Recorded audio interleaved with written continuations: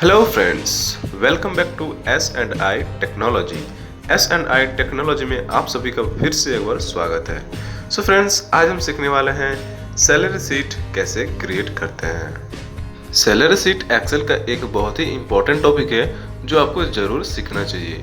तो चलिए फ्रेंड्स, सीखते हैं सैलरी शीट कैसे क्रिएट करते हैं, वो भी बहुत ही ईजी वे में। तो चलिए फ्रेंड्स, स्टार्ट करते हैं।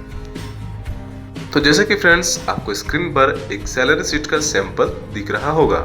इसी तरह से हम सैलरी शीट को क्रिएट करने वाले हैं। तो इसमें फ्रेंड्स बहुत सारी चीज़ इंक्लूड है, जैसे नेम है, आईडी है, कौन सा आदमी कौन सा पोस्ट पे है, कौन उसका बेसिक सैलरी क्या है, उसका अटेंडेंस क्या बना है, उसके अकॉर्डिंग इसका सैलरी क्या बना है, उसको HRA कितना दिया गया है, DA कितना दिया गया है, कन्वेंस कितना दिया गया है, OT जो एक्स्ट्रा टाइम वर्क किया उसका क्या पेमेंट्स बना है, उसका फिर ग्रोस सैलरी क्या है, फिर उसका PF कितना कटा है, ESI कितना कटा है, और इन लास्ट में इन हैंड सैलरी उसका क्या बना है। तो फ्रेंड्स, ये सारे चीज़ को हम बहुत ही बेहतरीन तरीके से सीखेंगे, बहुत ही बेहतरीन तरीके से जानेंगे। तो वीडियो में लास्ट तक जरूर बने रहिए और कंप्लीट वीडियो को देखिए और सीखिए सैलरी शीट को कैसे क्रिएट करते हैं। इसमें जितने भी सारे ऑप्शन है सबको एक एक करके बारीकी से हम समझेंगे। तो चलिए फ्रेंड्स, चलते हैं अपने ब्लैंक शीट पर और यहाँ पे क्रिएट करते हैं अपना सैलरी शीट। तो जैसे कि फ्रेंड्स, हम आ चुके हैं अपने एक्सेल के एक ब्लैंक शीट पर और यहाँ पे हम क्रिएट करने वाले हैं। तो सबसे पहले फ्रेंड्स, हम A3 वाले सेल में चल जाएंगे और यहाँ से हम अपना डाटा टाइप करना शुरू करेंगे। और ऊपर वाले दो रो को हम छोड़े हैं सैलरी शीट का टाइटल देने के लिए। ठीक है फ्रेंड्स, सैलरी शीट का टाइटल देने के लिए हम ऊपर वाले दो रोज को छोड़े हैं। अब चलिए A3 वाले सेल से हम अपना डाटा टाइप करना स्टार्ट करते हैं। तो सबसे पहले वाला कॉलम में हम लिखेंगे आईडी नंबर। जो फ्रेंड्स आपको कंपनी के थ्रू एक पर्सनल आईडी नंबर दिया जाता है, वो आपका आईडी नंबर होता है। इसके बाद सेकंड वाले कॉलम में हम लिखेंगे आपका नेम। ठीक है फ्रेंड्स, और थर्ड वाले कॉलम में हम लिखेंगे डेजिग्नेशन, जो आपका पद होता है, आप किस पद पे वर्क कर रहे हो, कौन सा पोस्ट पे आप वर्क कर रहे हो, वो आपका यहाँ पे हो जाएगा। इसके बाद फ्रेंड्स हम लिखेंगे बेसिक सैलरी। आपका बेसिक सैलरी क्या है, जब आप कंपनी में ज्वाइन किए हुए होंगे उस टाइम आपका बेसिक सैलरी, यानी आपको कितना सैलरी पे आपको हायर किया गया था, वो आपका बेसिक सैलरी होता है। इसके बाद हमारा नेक्स्ट है, इसको थोड़ा सा डबल टैप करके इसको साइज को फिट कर लेंगे। इसके बाद हमारा है अटेंडेंस, आपका क्या अटेंडेंस बना है और अटेंडेंस के थ्रू आपका क्या जो सैलरी बनता है उसके बाद इसमें इंक्लूड करने वाले हैं। अटेंडेंस इसमें भी डबल टैप करके इसको अच्छा से सेट कर लेंगे। और अटेंडेंस के बाद फ्रेंड्स आपका सैलरी क्या बनता है, जितना भी दिन आप वर्क किए उसके अकॉर्डिंग आपका सैलरी क्या बना वो यहाँ पे इंक्लूड हो जाएगा। उसके बाद HRA, फिर DA, ये फ्रेंड्स एक कंपनी के थ्रू दिया जाने वाला फंड होता है, जो आपका हाउस रेंट अलाउंस होता है और डियरनेस अलाउंस होता है। इसके अलावा आपको और एक फंड मिल जाता है कन्वेंस का, जो आपको कंपनी में आने जाने का खर्चा देती है। इस तरह से कंपनी आपको बहुत से एक्स्ट्रा फंड भी देती है वर्क करने के लिए। ठीक है फ्रेंड्स, इसके बाद हमारा नेक्स्ट होगा OT का। इसमें हम OT भी इंक्लूड करेंगे।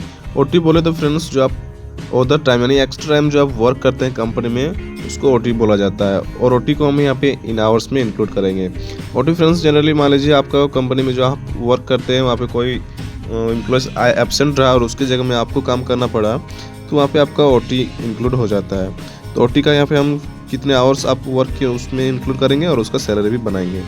उसके बाद जो हमारा है ग्रॉस सैलरी, आपका उसके बाद ग्रॉस सैलरी क्या हो जाता है, जो जितने भी आपका एक्स्ट्रा जो पेमेंट बना है बेसिक सैलरी के बाद, जैसे HRA, DA, conveyance, OT salary, ये सारे को ऐड करने के बाद आपको जितना सैलरी बना है उसको ग्रॉस सैलरी के अंदर हम इंक्लूड करेंगे। और ग्रॉस सैलरी के बाद इसमें हम PF इंक्लूड करेंगे। PF के बाद ESI। PF की बात करें तो फ्रेंड्स, PF मतलब होता है प्रोवाइडेड फंड और ESI एम्प्लॉयज स्टेट इंश्योरेंस। ठीक है फ्रेंड्स, इसके बाद हमारा लास्ट वाले ऑप्शंस में इंक्लूड करेंगे इन हैंड सैलरी। फाइनली आपको इन हैंड सैलरी कितना मिलता है, आपको सब सैलरी ग्रॉस सैलरी में जो आपका PF और ESI माइनस होता है, तो उसके बाद आपको इन हैंड सैलरी कितना मिलता है। ठीक है फ्रेंड्स, तो यहाँ पे हमने सारे ऑप्शंस को इंक्लूड कर लिया है। इसको थोड़ा सा एडजस्ट कर लेते हैं और इसके बाद हम देखेंगे कि ये जो सारे ऑप्शंस को हमने इसमें इंक्लूड किए हैं उसको फाइंड कैसे करते हैं, उसमें क्या क्या ऑप्शंस है और उसको कहाँ से हम इसमें इंक्लूड करें। ठीक है फ्रेंड्स, तो चलिए उसको देखते हैं। और उससे पहले जो हमने ऊपर में 2 कॉलम्स छोड़ा था टाइटल के लिए, उस टाइटल को हम बना लेंगे। ठीक है, और हमने जो ये सारे ऑप्शंस को लिखा है इसको थोड़ा सा एडजस्ट कर लेते हैं। जो जितना स्पेस लेगा उतना उसको स्पेस दे देंगे। जैसे हमारा नेम को ज़्यादा स्पेस चाहिए तो नेम का स्पेस को थोड़ा बढ़ा देंगे, और इस तरह से बाकी ये दोनों ठीक है। और इसके बाद इसको थोड़ा सा बढ़ा देते हैं। अटेंडेंस ये भी ठीक है। सैलरी को थोड़ा सा बढ़ा देते हैं। HRA को भी थोड़ा सा बढ़ा देते हैं, ये ज़्यादा छोटा है इसका स्पेस। और इस तरह से सबको देख लेना है आपको कितना स्पेस चाहिए, उस हिसाब से आपको स्पेस इसमें सेट कर लेना है। इसके बाद इसका अलाइनमेंट को भी चेक कर लेंगे। इसको सबसे पहले पूरे को सेलेक्ट करेंगे और उसके बाद इसके अलाइनमेंट को मिडिल कर देंगे। सेलेक्ट करके इसको मिडिल कर देंगे तो ये प्रॉपर हो जाएगा। ठीक है फ्रेंड्स, इसके बाद हम इसका टाइटल को भी लिख लेंगे। ऊपर जो 2 हमने रो छोड़े हैं उसको मर्ज एंड सेंटर करके इसके बाद इसको हम टाइटल लिख लेंगे। इस तरह से पहले इसको सेलेक्ट कर लेना है और उसके बाद मर्ज एंड सेंटर कर देना है, जिससे हमारा एक सेल में कन्वर्ट हो जाता है। और इसके बाद इसमें टाइटल को लिख देना है, जो आपका टाइटल रहेगा। जिसे हम यहाँ पे अभी लिखते हैं एम्प्लॉयज सैलरी शीट।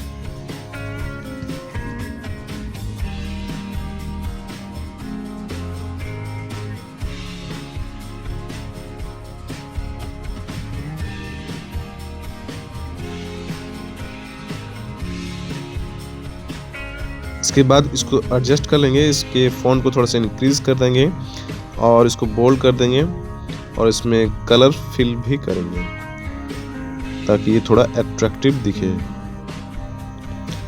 इसमें कोई एक अच्छा सा कलर फिल कर लेंगे जो थोड़ा अच्छा दिखे। और इसके बाद इसका जो फ़ॉन्ट है, फ़ॉन्ट का भी कलर आप चेंज कर सकते हैं चाहे तो। यहाँ पे हम चेंज कर लेते हैं, ये वाले कलर को हम यहाँ पे रखते हैं। और इसके बाद जो हमारे नीचे वाला रो है जिसमें हमने सबका ऑप्शंस बनाया है, उसमें भी हम कलर फिल कर देंगे और इसके फ़ॉन्ट को थोड़ा सा बोल्ड कर देंगे।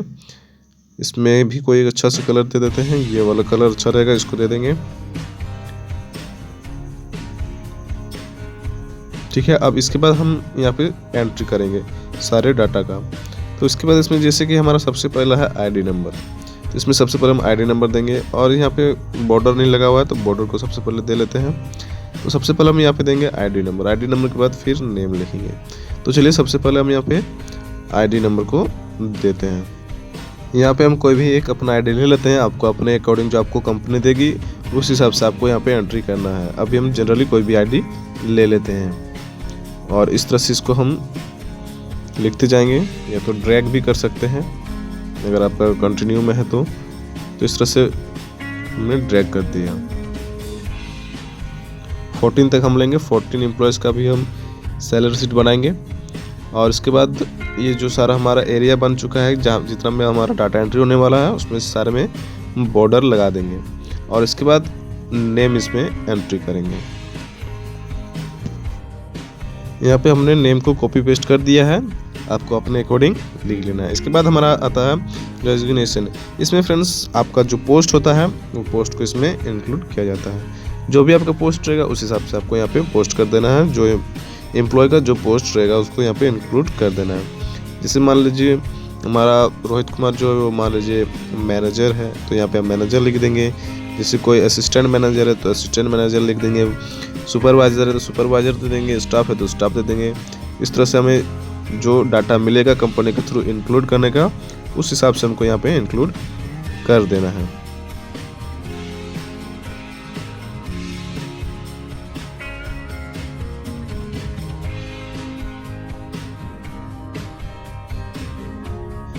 तो इस तरह से हमने यहाँ पे अपने अकॉर्डिंग जो एम्प्लॉयज़ का पोस्ट है उसको हमने इंक्लूड कर दिया। इसके बाद आता है इसको बेसिक सैलरी में। तो बेसिक सैलरी जो आप जिस टाइम पे आप कंपनी ज्वाइन करते हैं और ज्वाइन करने के टाइम आपको जो पेमेंट या जो सैलरी बोलते हैं, जो आपको हायर किया जाता है, वो आपका बेसिक सैलरी होता है। तो यहाँ पे हम अपने अकॉर्डिंग कुछ भी डाल देते हैं। आपको जो डाटा मिलेगा उसके अकॉर्डिंग आपको डालना है। तो यहाँ पे मान लीजिए मैनेजर का डाल दिया 80,000, असिस्टेंट मैनेजर का 50,000, सुपरवाइजर का मान लीजिए 35,000 डाल दिए। इसी तरह से स्टाफ का 25,000 डाल देंगे और इस तरह से आपको सबका एंट्री कर देना है। इसके बाद हमारा नेक्स्ट ऑप्शन पे है अटेंडेंस। अटेंडेंस फ्रेंड्स आप दो तरीके से डाल सकते हैं, या और भी तरीका है इसको डालने का। या तो आप डायरेक्ट इसमें इंक्लूड कर सकते हैं आपका जो अटेंडेंस बना है एम्प्लॉयज़ का, या तो आप इसमें एक लिंक दे के इसको डाल सकते हैं। इसके अलावा अगर आपने अटेंडेंस शीट का एक्सेल में शीट बना के रखे हैं, एंट्री करके रखे हैं, तो आप वहाँ से इसको लिंक कर सकते हैं। जैसे कि हमने यहाँ पे बना के रखा है, तो चलिए आपको दिखाते हैं यहाँ पे किस तरह से हम एंट्री करेंगे। सबसे पहले आपको दिखा देते हैं। जनरली मान लीजिए आप यहाँ पे टाइप करके भी आप इसमें एंट्री कर सकते हैं अटेंडेंस का। और इसके अलावा जो आपने एक्सेल के सीट पर अटेंडेंस वाला सीट बना के रखा है, उससे भी आप यहाँ पे इसको ला सकते हैं। जैसे कि चलिए हम आपको अपने अटेंडेंस सीट वाले सीट पे लेके चलते हैं एक्सेल के। तो जैसे कि आप यहाँ पे देख सकते हैं हमने बना के रखा है। अगर आप चाहते हैं इस तरह का अटेंडेंस सीट बनाना, तो आप सीख सकते हैं। हमारे वीडियो से नीचे डिस्क्रिप्शन बॉक्स में इसका लिंक आपको मिल जाएगा। और इसमें बहुत सारे ऑप्शंस हैं। इसमें आपको यहाँ पे पर्सन एब्सेंट के लिए आपको यहाँ पे ड्रॉप डाउन बॉक्स मिल जाता है, जिसके थ्रू आप पर्सन एब्सेंट को आप सेलेक्ट कर पाते हैं। और जितने भी पर्सन रहेंगे उसमें आप देख सकते हैं यहाँ पे ग्रीन कलर से हाईलाइट हुआ है और एब्सेंट के लिए रेड कलर से हाईलाइट हुआ है। और जितने भी सारे ऑफ हैं उसके लिए एक अलग कलर यहाँ पे इंक्लूड किया गया है। तो ये बहुत ही बेहतरीन अटेंडेंस शीट है। तो इसको आप सीखना चाहें तो सीख सकते हैं। नीचे डिस्क्रिप्शन बॉक्स में इसका आपको लिंक मिल जाएगा। इसके अलावा बात करें, इसके टोटल परसेंट काउंट कर दिया गया है, इसमें टोटल एब्सेंट काउंट कर दिया गया है। और इसमें एक चीज़ ध्यान दीजिएगा फ्रेंड्स, इसमें जो हमारा अटेंडेंस शीट का मंथ है, इसमें जून जुलाई आपको दिख रहा होगा, लेकिन ये जून जुलाई का नहीं है, ये मई का है। ठीक है फ्रेंड्स, क्योंकि हमारे पास डाटा बना हुआ नहीं था पहले से, तो हमने जून का ले लिया है। तो यहाँ पे आपको इसका होम स्क्रीन पर आपको दिखेगा सारे मंथ्स का नेम, इस सारे मंथ्स का ऑप्शन। इसमें कोई भी मंथ्स का ऑप्शन को आप सेलेक्ट कीजिए, उस मंथ्स का आप अटेंडेंस शीट में चल जाता है। यहाँ भी आपका एक होम बटन मिल जाता है, जिसको आप सेलेक्ट करके आप होम वाले ऑप्शंस पे चल जाते हैं। और यहाँ पे कोई भी मंथ को आप सेलेक्ट करके उस मंथ का आप अटेंडेंस शीट देख सकते हैं या एंट्री कर सकते हैं। तो ये फ्रेंड्स आपको सीखना जरूर चाहिए। तो हम यहाँ से इसका जो अटेंडेंस बनेगा, यहाँ से हम इसको लिंक करेंगे। ठीक है फ्रेंड्स, तो इसको कैसे करेंगे चलिए देखते हैं। तो यहाँ पे हम इक्वल टू लगाएंगे। इक्वल टू लगाने के बाद चल जाएंगे हम अपने उस वाले सीट पर जहाँ पे हमने अटेंडेंस शीट बना के रखा था। और यहाँ पे आने के बाद जो हमारा जैसे हमने फर्स्ट का इक्वल टू दिया है फर्स्ट वाले नेम पे, तो यहाँ पे वो सेलेक्ट करके एंटर कर देंगे। तो हमारा फर्स्ट वाले नेम का यहाँ पे अटेंडेंस शीट आ जाएगा, फर्स्ट वाले एम्प्लॉय का। और इसके बाद इसी तरह से हम बाकी का करेंगे। यहाँ पे ड्रैग नहीं होगा, फॉर्मूला नहीं लगा हुआ है। इक्वल टू देंगे, फिर से वही जाएंगे अपने पहले वाले अटेंडेंस सीट पे। और यहाँ पे जिस एम्प्लॉय का हम यहाँ पे अटेंडेंस लाना चाहते हैं, उस एम्प्लॉयज़ का यहाँ पे अटेंडेंस को सेलेक्ट करेंगे और इंटर कर देंगे। तो हमारा वहाँ पे आ जाएगा उस एम्प्लॉयज़ का अटेंडेंस। ठीक है, इसी तरह से सबका कर लेना है। इक्वल टू देना है और चल जाना है अटेंडेंस शीट पे। और अटेंडेंस शीट पे जाने के बाद यहाँ पे जिस एम्प्लॉयज़ का आप वहाँ पे अटेंडेंस लाना चाहते हैं उसको सेलेक्ट कीजिए और एंटर कर दीजिए, तो हो जाएगा। और अगर इन पर्सन में अगर आपका ये सीट बना हुआ नहीं है, तो आप डायरेक्ट इसमें लिख सकते हैं कि आपका एम्प्लॉयज़ का अटेंडेंस सीट कितना मिला है। आपको कोई डाटा जरूर मिला होगा अटेंडेंस का, उस हिसाब से आपको एंट्री कर देना है। ठीक है, तो इस तरह से हमें अटेंडेंस का ऑप्शंस को फिल करना है। ठीक है फ्रेंड्स, तो इस तरह से हमें अटेंडेंस का यहाँ पे कर दिया। इसके बाद हमारा आता है नेक्स्ट ऑप्शन सैलरी। सैलरी क्या होता है कि फ्रेंड्स, जैसे आपका बेसिक सैलरी जो है और जो आपका अटेंडेंस बना है उसके अकॉर्डिंग आपका सैलरी बनता है। सैलरी तो आपका 30 डेज़ का हायर किया गया था, जो आपका बेसिक सैलरी बताया गया है। तो उसको आप क्या करना है, सैलरी को आपको डिवाइड दे देना है 30 से, क्योंकि आपका एक दिन का निकल जाएगा 30 से डिवाइड देने से। और उसके बाद जो आपने 24 डेज़ का वर्क किया, जितने भी आपको डे का वर्क किया उसको मल्टीप्लाई कर देना है उससे।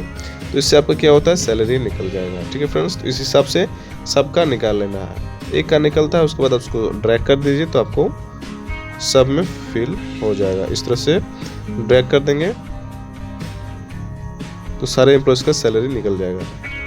इसके बाद हमारा नेक्स्ट है HRA, जो हाउस रेंट अलाउंस होता है कि आपको कंपनी के थ्रू एक्स्ट्रा फंड दिया जाता है। तो इसमें आप कुछ भी ले सकते हैं, जो आपको कंपनी के थ्रू आपको जो डाटा एंट्री करने के लिए इसमें दिया गया होगा उसके अकॉर्डिंग आपको ले लेना है। इसमें परसेंटेज में भी हो सकता है, या तो डायरेक्ट आपका पेमेंट भी आपको बता दिया गया होगा कि इस हिसाब से आपको कर देना है। तो हम यहाँ पे जनरली कोई भी डाटा ले सकते हैं, आप अपने अकॉर्डिंग ले लीजिएगा। तो इस तरह से हमने यहाँ पे फिल कर देना है।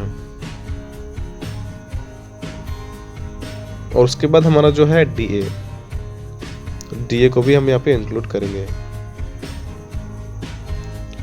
डीए जो डियरनेस अलाउंस होता है वो भी आपको कंपनी के थ्रू डाटा जरूर दिया गया होगा कि इस तरह से आपको इंक्लूड करना है, या तो परसेंटेज में होता है या तो आपको ऐसे ही बोल दिया गया होगा कि इस तरह से आपको इंक्लूड कर देना। तो जनरली परसेंटेज में ही होता है, लेकिन अभी हम ऐसे इंक्लूड कर देते हैं, आपको अपने अकॉर्डिंग कर लेना है। ठीक है फ्रेंड्स। नेक्स्ट ऑप्शन है हमारा ओटी का। आपने अदर टाइम कितना वर्क किया है, एक्स्ट्रा टाइम जो आपने कंपनी में वर्क किया है उसको यहाँ पे इंक्लूड करना है। यहाँ पे किसी का हो भी सकता है, किसी का नहीं भी हो सकता है, कोई जरूरी नहीं है कि सबका ओटी होगा। तो जिसका होगा आपको उसका इंक्लूड कर देना है। और उसके बाद जो हमारा नेक्स्ट ऑप्शन है ओटी सैलरी का। ओटी सैलरी कैसे बनता है चलिए उसको भी देखते हैं। सबसे पहले इसके टाइम को इंक्लूड कर लेते हैं। तो इस हिसाब से हमने टाइम को यहाँ पे एंट्री कर दिया है। इसके बाद इसका सैलरी को कैसे निकालेंगे। सैलरी को निकालने के लिए फ्रेंड्स इसमें क्या करते हैं, जो आपका बेसिक सैलरी होता है, बेसिक सैलरी को हम 30 से डिवाइड देंगे तो आपका एक दिन का निकल जाएगा। ठीक है, बेसिक सैलरी को 30 से डिवाइड देंगे तो एक दिन का निकल जाएगा। और उसके बाद इसको 8 से डिवाइड देंगे। मान लीजिए आप 8 आवर्स वर्क करते हैं कंपनी पे तो 8 से डिवाइड देंगे, और अगर 12 आवर वर्क करते हैं तो 12 से डिवाइड देंगे, और उसके बाद इसको मल्टीप्लाई कर देंगे 14 आवर्स से, तो आपका ओटी सैलरी निकल जाएगा। और इसके बाद इसको ड्रैग कर देंगे तो आपके सारे का निकल जाएगा। इसके बाद हमारा ग्रॉस सैलरी आता है। ग्रॉस सैलरी में क्या होता है, इसको थोड़ा सा इसके जो जीरोस है उसको थोड़ा सा हटा लेते हैं, ताकि ये जीरोस का कोई उतना खास में नहीं होता है, तो उसको रख भी सकते हैं आप या हटा भी सकते हैं। अब ये फिलहाल इसको हटा देंगे, अगर आपको ज़रूरी है तो आप उसको रख सकते हैं। इसके बाद हमारा आता है ग्रॉस सैलरी। ग्रॉस सैलरी क्या होता है, जो आपको बेसिक सैलरी के बाद आपको जितने सारे अदर जो सैलरी दिया गया है, अदर जो फंड दिया गया है उसको इसमें ऐड करके हम इसको ग्रॉस सैलरी निकालेंगे। तो पहले इक्वल टू देंगे, फिर बेसिक सैलरी को सेलेक्ट करेंगे और उसके बाद सारे को प्लस करते जाएंगे। जो आपका एसआरए, डीए, कन्वेंस और ओटी सैलरी है सबको ऐड कर देंगे तो आपका निकल जाएगा ग्रॉस सैलरी।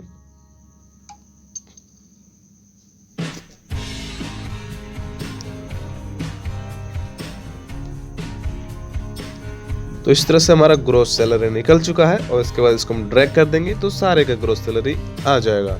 इसके बाद हमारा आता है पीएफ आपका फ्रेंड्स परसेंटेज में कटता है, और ईएसआई भी आपका परसेंटेज में कटता है। तो आपका जिस अकॉर्डिंग जितना परसेंटेज होगा उसके अकॉर्डिंग आप यहाँ पे इंक्लूड करिएगा। और हम अभी जनरली कोई भी एक छोटा सा डाटा ले लेते हैं, छोटा सा कोई अमाउंट ले लेते हैं जो आपका पीएफ कटता हो, ईएसआई कटता हो, और उसको यहाँ पे एंट्री कर देते हैं। तो जैसे मान लीजिए आपका बेसिक सैलरी से ये जो कटता है, बेसिक सैलरी का मान लीजिए आपका पीएफ जो है 5% कट रहा होगा, तो बेसिक सैलरी का 5% यहाँ पे कर देंगे हम। उसके बाद इसको एंटर कर देंगे तो आपका पीएफ निकल जाएगा। उसके बाद फिर से इसको ड्रैग कर देंगे तो सारे का निकल जाएगा। सेम इसी तरह से ईएसआई को भी आपको करना है। ये भी आपका बेसिक सैलरी से ही करता है, और जितना परसेंटेज आपको दिया हुआ रहेगा उस हिसाब से आपको यहाँ पे कर देना है। तो इक्वल देंगे, बेसिक सैलरी सेलेक्ट करेंगे और इनटू देंगे, और उसके बाद जो आपको परसेंटेज रहेगा, मान लीजिए ईएसआई आपका 2% करता है तो 2% देके इसको एंटर कर देंगे तो आपका ईएसआई निकल जाएगा। और उसके बाद इसको ड्रैग कर देंगे तो आपके सारे का ईएसआई निकल जाएगा। तो इसके बाद हमारा लास्ट ऑप्शन बचता है इन हैंड सैलरी। चलिए फ्रेंड्स अब उसको देखते हैं। लास्ट वाला ऑप्शन से हमारा इन हैंड सैलरी, ये कैसे फाइंड करते हैं। ये फ्रेंड्स आपका जो ग्रॉस सैलरी है, ग्रॉस सैलरी में आपका पीएफ और ईएसआई को माइनस कर देने से ही आपका इन हैंड सैलरी आपको मिल जाता है। तो ग्रॉस सैलरी हमारा कितना है उसको सेलेक्ट करेंगे, और उसके बाद पीएफ और ईएसआई को माइनस कर देंगे तो हमारा इन हैंड सैलरी आ जाता है। और इसके बाद पूरे में इसको ड्रैग कर देंगे तो सबका इन हैंड सैलरी निकल जाएगा। तो यहाँ पे फ्रेंड्स हमारा सारे का निकल चुका है। यहाँ पे हमारा सैलरी शीट जो कंप्लीट बन चुका है। इसके बाद हमारा जो इसमें बाकी है वो हमारा कलर फिलिंग का काम है। तो यहाँ पे हम उसके पहले हम इसको थोड़ा सा अलाइनमेंट को इसको फिट कर लेते हैं। टॉप अलाइनमेंट कर देंगे और मिडिल कर देंगे, और इसके बाद इसमें कुछ कलर भी फिल करेंगे। तो चलिए कुछ अच्छा सा कलर इसमें फिल कर देते हैं ताकि ये और ज़्यादा अट्रैक्टिव लगे। सो फ्रेंड्स जब तक कलर फिलिंग का काम चल रहा है तब तक फ्रेंड्स अगर आप हमारे चैनल पर नए आए हैं तो चैनल को सब्सक्राइब जरूर कर लीजिए, और अगर आपको ये वीडियो पसंद आए तो वीडियो को लाइक जरूर कीजिए और अपने दोस्तों में भी शेयर कीजिए। तो चलिए फ्रेंड्स फटाफट कलर फिलिंग का काम कर लेते हैं और वीडियो को एंड करते हैं। तो कलर फिलिंग करने के टाइम फ्रेंड्स आपको ध्यान देना है, कोई ज़्यादा डार्क कलर का यूज़ नहीं करना है, ताकि जब आप इसको प्रिंट कीजिएगा पेपर में तो आपको प्रिंट करने में कोई दिक्कत ना हो। ज़्यादा डार्क कर देने से आपका प्रिंट जब कीजिएगा तो उसमें अच्छा से दिखता नहीं है। आपको थोड़ा लाइट कलर का यूज़ करना है। तो इस तरह से आपको कोई अच्छा कलर का यूज़ करके आपको इसमें कलर फिलिंग का काम कर देना है। सो आई होप कि फ्रेंड्स आपको ये सेशन अच्छा लगा होगा। मिलते हैं नेक्स्ट वीडियो में एक नए एक्सेल के टॉपिक के साथ और सीखेंगे बहुत सारे चीज़ों को। तब तक के लिए फ्रेंड्स थैंक यू और मुझे दीजिए इजाज़त।